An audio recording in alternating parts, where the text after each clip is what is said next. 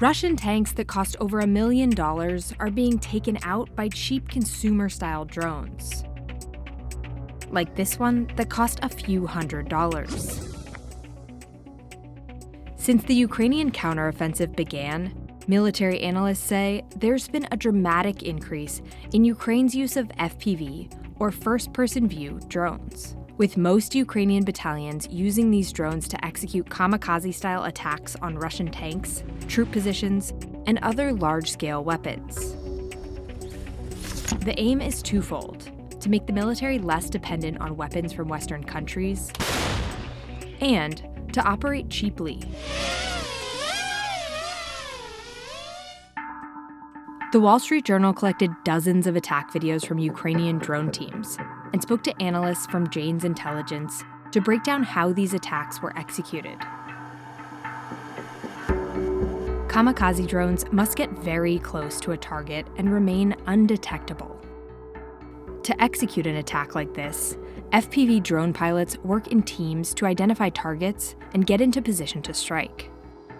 The team usually includes a driver to get to the attack location and 2 drone pilots, one for the attack or kamikaze drone and one for a reconnaissance drone. The optimal flight distance for missions is roughly 1 to 2 miles to the target, but they can launch from as far as 7 miles. One way they evade detection is by using low-quality cameras on FPVs. The signals these cameras transmit are less likely to be scrambled by Russian electronic warfare systems.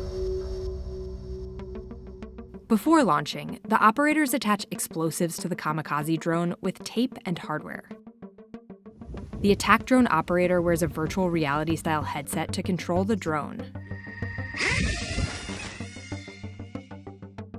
After launching, a reconnaissance drone looks for the target.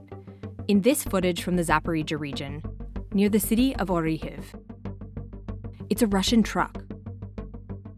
Ukrainians targeted it because it was carrying ammunition to Russian troops. The attack drone follows the truck as it turns and crashes into it, detonating its payload. When striking a supply truck like this, a drone pilot will aim for the cabin to take out the driver. The strategy is similar when targeting tanks. The most vulnerable spot on a tank is its engine compartment, located here on the rear side. Drone pilots often aim for them, as in this attack from behind. The drones strike the weakest points on tanks and heavy machinery like these infantry fighting vehicles. Here, the open hatch is a vulnerability the pilot likely noticed. The pilot appears to hit the turret, where some of the vehicle's crew sit, and ammunition is stowed.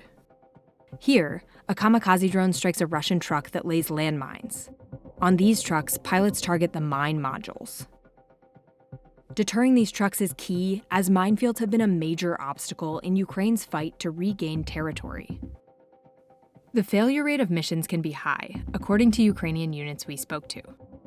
Russian firepower can knock these drones out of the sky if discovered, as shown by this near miss.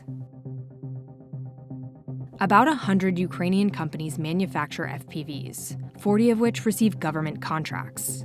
Most of the parts these companies use come from China and are becoming difficult to source. Ukraine's use of these DIY-style weapons is rapidly evolving. And now, Russia is catching up.